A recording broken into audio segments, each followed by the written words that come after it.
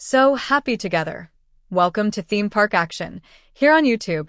This video was produced with fair use. Thank you everyone. We have seen a great improvement within the comment section. Still, please refrain from words such as you idiot, you're stupid, and you're dumb. These are not words of opinion. These are attacking words. Let's keep the conversation going. It's popcorn tonight. Enjoy the show. The Hanukkah ears and Hanukkah loungefly. It's way down there. Can you show us the loungefly? That was too much work, we guess. They got the Mickey ear soap machines dispensers. So it comes with some soap already. It's foam soap. And when you dispense it, if you do it right, I think you kind of have to push slowly to do it, but it puts out like a Mickey ears bubble, essentially. The one product that Poopy chooses to show his viewers is a 3-year-old restock of a soap dispenser. This quality merch search is boring as hell. What could be next?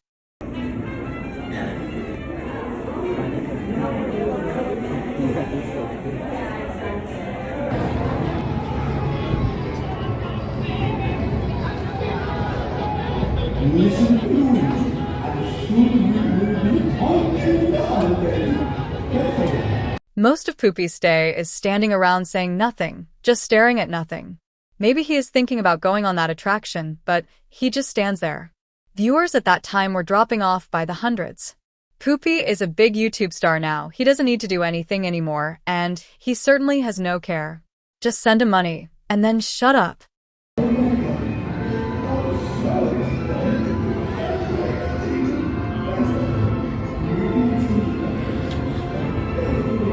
Poop Man then informs his viewers that an Avengers show will start in 30 minutes.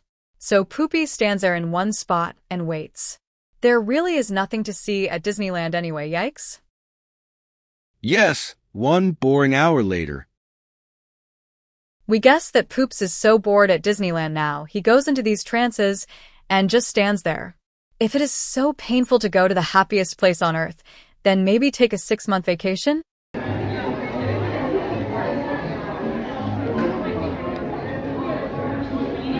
This one. See? Just keep it in the box. You can push the button all day. Is that fun? Our self-proclaimed YouTube star is full of interesting content. He teaches us so much about Disneyland, oh my. In fact, Poopy's entire show is standing around waiting for something to happen, but nothing happened. Let's move on to our Disneyland History Minute. Do enjoy. They do have a holiday bucket. Here's the holiday bucket. Today's Disneyland History Minute will take us over to Tomorrowland and visit Autopia. This opening day, July 17th, 1955 attraction, approved by Walt Disney, is a guest favorite, still today. Autopia is a race car track attraction in which guests steer specially designed cars through an enclosed track. The Disneyland Autopia, in one form or another, is one of the few current attractions that opened with the park on July 17, 1955. When it opened, it represented the future of what would become America's multi-lane limited-access highways, which were still being developed. President Eisenhower had yet to sign the interstate highway legislation at the time Disneyland opened. Drivers can use the steering wheel along the track, but the center rail will guide the cars along the track regardless of steering input. Drivers and children too short to depress the gas pedal are paired with taller individuals who can. Brakes are applied automatically when the driver releases the gas pedal. The original Disneyland Autopia cars used a Gladden Products Corporation 4-stroke, single-cylinder 318 cubic centimeters motor rated at 7.5 brake horsepower at 3,400 RPM. The cars were constructed with fiberglass bodies on a 64-inch wheelbase. The 475 IB cars were limited to a top speed of 11 miles per hour. Prior to 2008, the Disneyland Autopia cars were powered by 286 cubic centimeters, 17.5 cu in 2-stroke gasoline motors from Kawasaki. After Honda agreed to sponsor the ride, by 2008 cars were re-engined with the 270 cubic centimeters, 16 cu in Honda IGX 270, a four-stroke gasoline engine which was quieter and produced fewer emissions. Disney announced in April 2024 that the cars will be repowered with fully electric drive trains by fall 2026. Before the park opened, the cars were tested without the bumpers and were almost completely destroyed by the test drivers. Bumpers were fitted around the vehicle, but there were still problems with collisions, as a guide rail had yet to be implemented on the ride. Eventually, the vehicles were fitted with spring-loaded bumpers to discourage collisions. The first fleet of Autopia cars were dubbed Mark I. Throughout Disneyland's first few years, Autopia went through a few fleets as the cars took much abuse. Though basically the same look, they went through Mark I, II, III, and IV by 1958. When the monorail submarine voyage and Matterhorn debuted in 1959, so did a new fleet with an all-new look, the Mark Versus. The next design, Mark VI, came in 1964. It was at this time, 1965, the center guide rail was first installed. 1967 brought another new design, the Mark VII, which cost $5,000 for each car and looked similar to the new Corvette Stingray. They would remain in service through 1999, till a breed of Mark VIII would hit the Autopia roadway. The Fantasyland Autopia began as the Junior Autopia in 1956. Unlike the original Autopia, the Junior Autopia track had a center guardrail. For it closed in 1958 and reopened on January 1, 1959, as the expanded Fantasyland Autopia. It was a duplicate version of the Tomorrowland Autopia and featured the same theme of the original until March 1991, when part of the Disney's Afternoon Avenue makeover of Fantasyland. The ride was transformed into the Rescue Rangers Raceway. The theming was kept until the beginning of 1992, when the promotion ended. The ride remained open on an interim basis until September 7, 1999, when both the Tomorrowland and Fantasyland were merged. Disneyland Autopia's original sponsor from 1955 until 1970 was Richfield Oil. In 2000, Disneyland replaced both existing Autopia tracks with a new, much larger Autopia sponsored by Chevron. The colorful Chevrolet Corvette Stingray-style cars were replaced by three different kinds of cars: Dusty, an off-road style car; Sparky, a sports car; and Susie, a Volkswagen Beetle-style car. Each was designed to be tied into the Chevron line of animated Chevron cars, and 4 versions of the Autopia cars were sold as toys during the 2000 summer season at Chevron stations nationwide. The queue featured animated dioramas featuring the Chevron cars, and the ride's background music is taken directly from the park's former People Mover attraction, which had closed 5 years prior to the new Autopia's opening. The voice of Dusty the Autopia car is voiced by Matthew Howard, who is said to be, as of 2004, the youngest Disney ride announcer.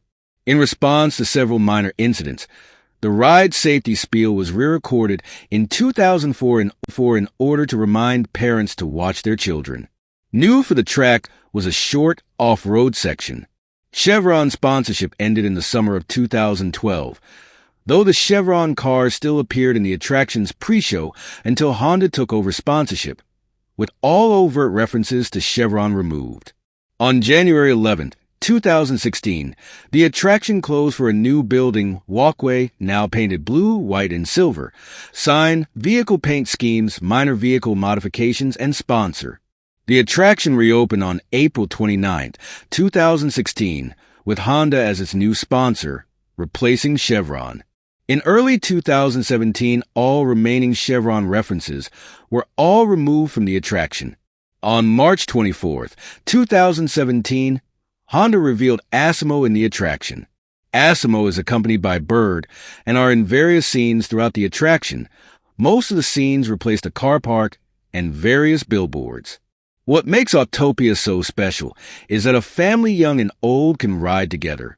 As an 8-year-old, I found out that I love to drive, especially at Autopia. This beloved Walt Disney-inspired attraction will remain as one of Walt's legacy moments. We hope that you have enjoyed our Disneyland History Minute. We so enjoy the magic at Disneyland. Adam continues his adventure in Las Vegas. This will rightfully be an Elvis Presley, the king of rock and roll, day of excitement. Many signs are a point and read minute, the monorail that we are already sick of, and a visit back to where he and Bob were 2 nights ago. Elvis may have left the building, but the Woo Man is still very here. Welcome, everyone. Adam the Woo here. Yes, hello, Adam, and welcome back at ya. Cheers 2024. I don't know why I threw the cheers in between the day, month, and the year, but I did. I'm standing here on the monorail platform. I'm going to be taking the monorail to a couple places today. Awesome. Look at this. Right down here, 1964, Elvis and Anne Margaret performed a song by the pool at the Flamingo Hotel, which is completely under renovation. Now, it's been renovated even since the 60s when they filmed that scene. We have been waiting for Adam to inform us why he chose the Flamingo Hotel to stay at, and he has now confirmed it. This was a movie location in 1964 with Elvis Presley. Everything has to do with movies for Woo Man. Standing here in front of the iconic, fabulous Las Vegas sign. A lot of people here. 1959. It's been placed on the National Register of Historic Places. Read the sign and speed things up, shall you? There goes the monorail that dropped me off. And look at this. Getting a double monorail. It's kind of hard to see the one on the other side, but look at that. Honestly, what part of this is content worth watching? We see this every day now.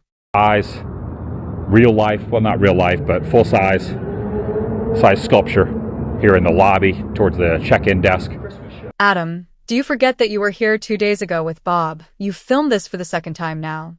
Everything is repetition. Nothing is new. But I really enjoyed that. It was awesome.